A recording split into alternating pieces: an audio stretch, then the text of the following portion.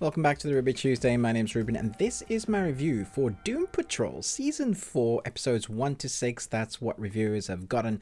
But before we jump in, I forgot to do my opening of my advent calendar yesterday. So we're going to do it today and we're going to do number 5. So 2 little pop idol figures that are Star Wars.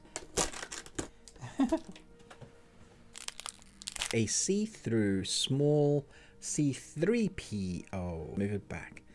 Number 5 is amazing. Is a Vader, but in white. Sort of stormtrooper. Definitely Vader's snowman.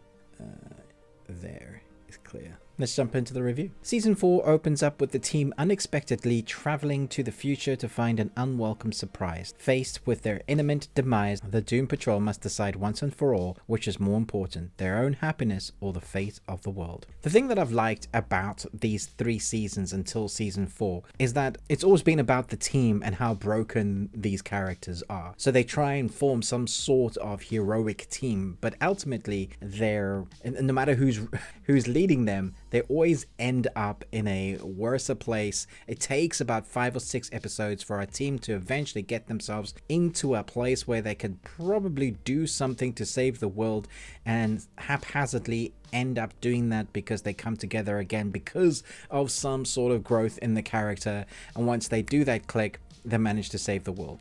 That is the same thing here. If you've seen the trailer, you'll know that one of the best monsters we've ever had in this show, as well as in any TV show, is the werebutts. Holy shit, we're doomed. And you've probably seen the trailer as how the werebutts are part of this series, but it does make it look like they are the big bad. I would say there is a wider arc of something much more interesting going on. Again, it takes a few episodes. I would say actually only episode 5 was where the big arc kicks into gear. The first few episodes, really after that episode 1, introducing us to our characters again through a psychoanalysis of each character and having a little skit in the future and seeing what's to come and what they have to stop. Once we get into episode 2, 3, and 4, with a bit of the arc kind of kicking in moments, they really are down to the team that are broken and they're having to discover who they are. They're still part of that team, but they're having to go away and kind of, I guess, deal with themselves. We have our Mr. Robot Man, who is being given something quite amazing for him as a robot, but he wants to use it for the first time with his family. We have Negative Man again with Matt Bomer having to deal with a smaller version of his companion and the issues that brings. Elasta Woman, Rita Farr, is our leader because that's all she has to hang on to because she is still very much struggling. As I said, all our characters are really dealing with some psychosis that they need to kind of figure out before they can really become proper members of the team. And so we see that, and it deals heavily with that. But my favorite episode, I think it's 3, 4, might be where we're not dealing with the team. We're dealing with, well, I guess a wider part of the team that we've seen in season 2 and 3 that I really liked a lot. I was hoping that we're going to get some more of those. Let me just tell you the titles of the episode so far.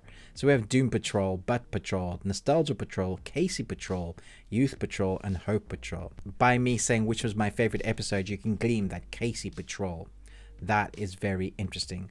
When the safety of Danny and everyone housed within is compromised, Dorothy is forced to step up with some expected help. Probably the most creative episode. But saying that feels like a disservice to the rest of the episodes. This is something that has been one of the strongest points of this series. This series has always been for those that want a little bit of an unusual hero, more realistic but also weird.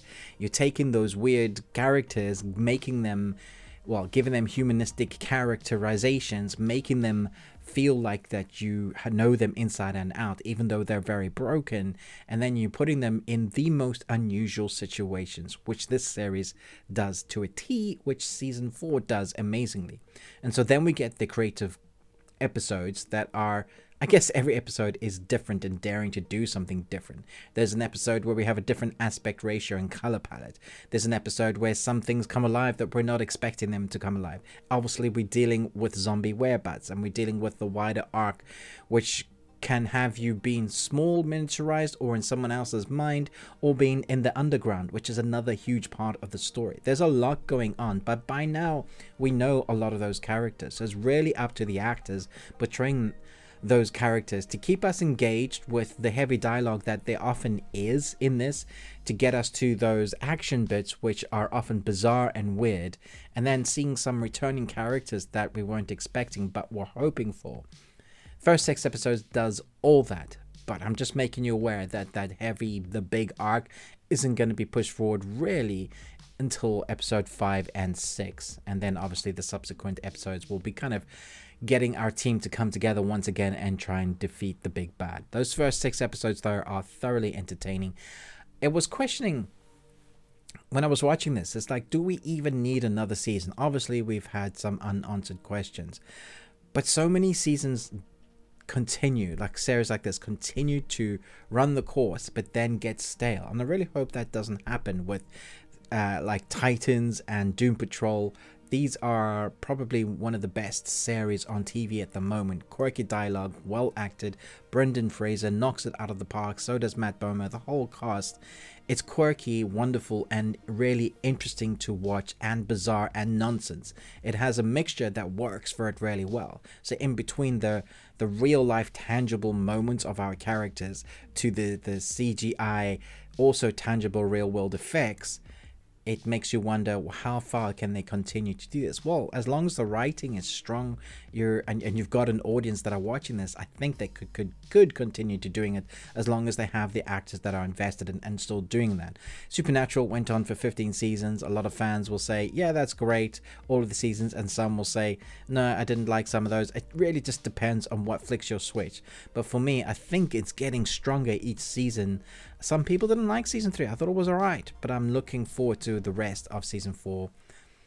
Lots of dialogue heavy moments, but then comes in with the character development and weird story development moments that are really interesting. So I can't give a rating just yet because I've just seen those 6. Let me know your thoughts and feelings. Are you excited to see this back on your screen?